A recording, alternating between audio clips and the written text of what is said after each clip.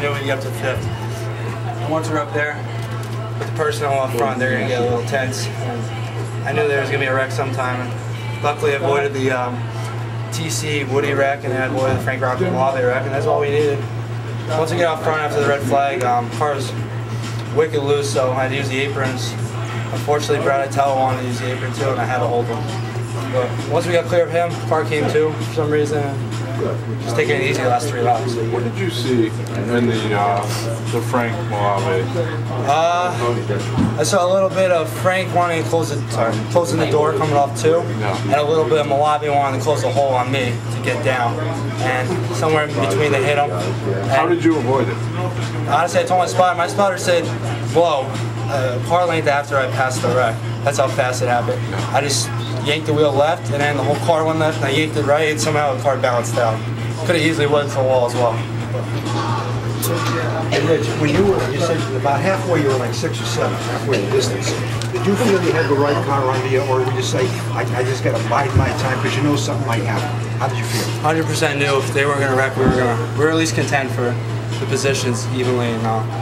I knew if we could get up on their bumper, we can make a move because our ability to get horsepower is one of the best in the center and out, and we can run guys off the corner all day. And, I knew we were going to get them, but with them wrecking, it made it easier on us. And once out front, Chucky kept telling me, stay calm, and that's what I had to do. What did you change on that pit stop? Well, in the first lap, Brad Itell accidentally got into our right rear and bent the right rear rim. So we put a sticker on the rear that we knew nothing about. New tire on the rear. We knew nothing about. It was a different size. It wasn't what we really wanted. We were planning on coming down the next pit stop, but by the time there was the next caution, we were only up to 7. And I said, I ain't coming in. This tire's good.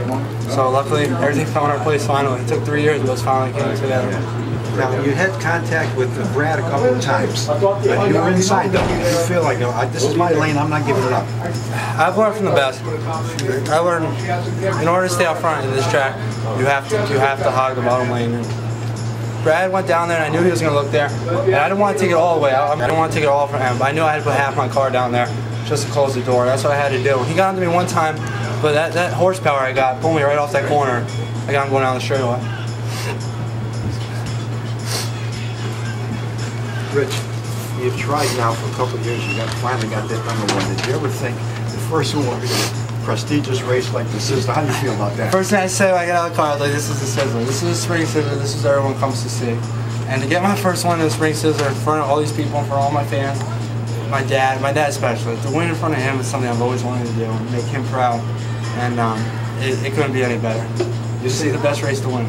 Lloyd's helping you too. Lloyd, he gave up racing basically for me. Yeah. He gave up his SK, he gave up all that just to focus on me and work with me. And Chuck Madigan, my spotter, my tire guy, my coochie, that guy, he has no say, no part in the racing. He doesn't have a kid doing it, he doesn't have any money in it. He just does it because he loves it. And he comes to shop 3 days a week, stays there late with my dad, just him and my dad in the shop. They fix the car, they do everything together. And those guys, the look in their face is unreal.